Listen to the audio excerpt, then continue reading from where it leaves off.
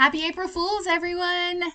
I wish more than anything I was at school and pulling some serious pranks on you guys, but I couldn't come up with any online ones. If you guys see any cool pranks, please let me know because I need some for my for a portfolio later.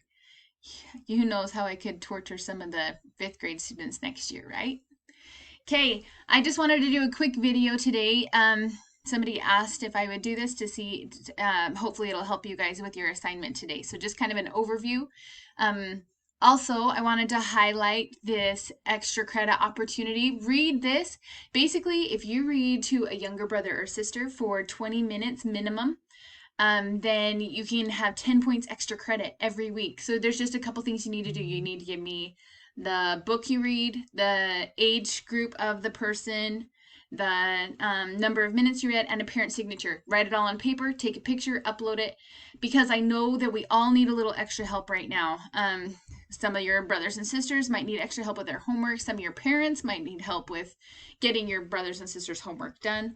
So that'd be a great way to earn some extra credit. I'm coming up with a way for those of you who do not have a brother or sister to do that. There will be an opportunity for you guys to do extra credit as well. Okay, it's worth 10 points every week. Every week, that's an entire assignment. So please, please, please do it. All right, so today, Wednesday, April 1st, what you'll do, and this is going to be the same for Thursday and Friday as well. Okay, so I want you to go into this assignment. It has 3 different passages. They're all pretty short. But while you're doing it, keep in mind the author's purpose and point of view because there's a little quiz afterwards that you'll be asked to identify both of those. So why not? Let's do the first one together, right? Okay, so it says the directions, read the 3 excerpts, watch for the author's purpose and point of view. When you finish reading all 3 texts, open the quiz for today and answer the questions about the author's purpose and point of view. So I'm going to read this one aloud to you. Hopefully this will help you on the next passages, okay? So this one is Ralph S. Mouse, okay? Remember, we're looking for point of view, which could be first person, second person, third person. You have those 3 different types of third person. Objective means they don't know what anybody is thinking. Limited means they know the main character and they are in that one's head, basically. And omniscient means that they understand what every character is thinking and feeling. They're inside everybody's head. Okay?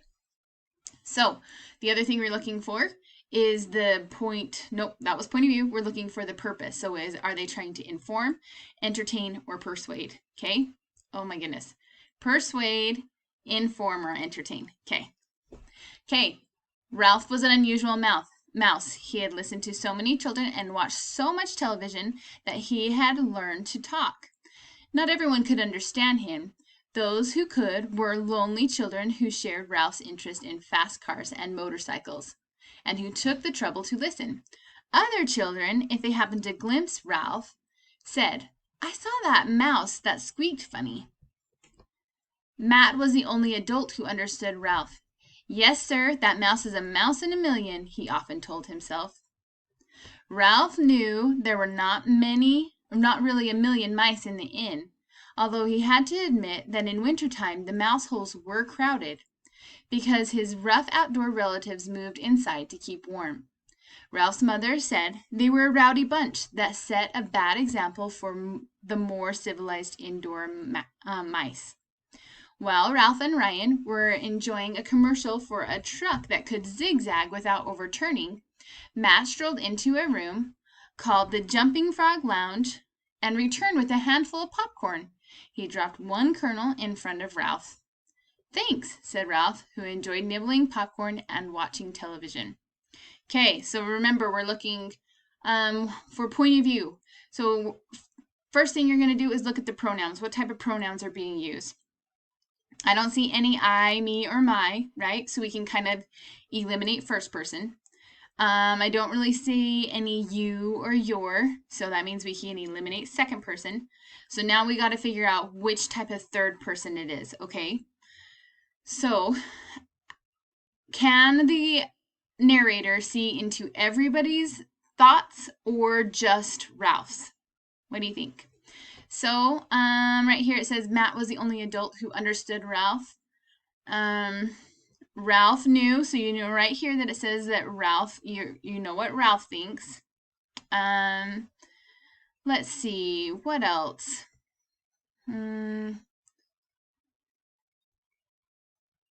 Okay, right here you have not everyone could understand him. So I think that shows right there that they know other people's thoughts, right? Okay, so, and this one right here, where it says Matt was the only adult who understood Ralph. And then it says, yes, sir, that mouse is a mouse in a million. He often told himself. So if you know that he's telling himself that, basically you know inside Matt's thoughts as well.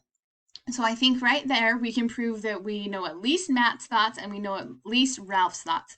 So that tells us it's omniscient point of view, third person omniscient. Okay. Now, what about the purpose? Persuade, inform, or entertain. So persuade, I don't think it's trying to tell us. Ralph was a cool mouse, right? But I don't think it's trying to tell us he's like the coolest mouse in the world. Inform, it's not really factual. Mice don't talk. So I think we're left with entertain, all right? So you're going to do the same things with these next two texts. Then when you're done with those, you'll go back to the home page and you will go to the quiz for today. Wednesday, April 1st quiz. Take the quiz. So question 1. The author's purpose in text number 1, Ralph S. Mouse, is to, we've decided it's entertain, right? The author's point of view in Ralph S. Mouse is, we decided it is third person omniscient, which means that it can see multiple people's thoughts, basically. Okay, do the same thing with the rest of those questions and the rest of the passages, and then submit your quiz. All right, I think that should be good to go. Hope you guys have a great April Fool's Day. I want to hear about some of the things that happen at your house. If you guys have some awesome pranks, please, please, please share them with me. I have some kids at home that would be really fun to prank too. Okay, have an awesome day. See you guys later.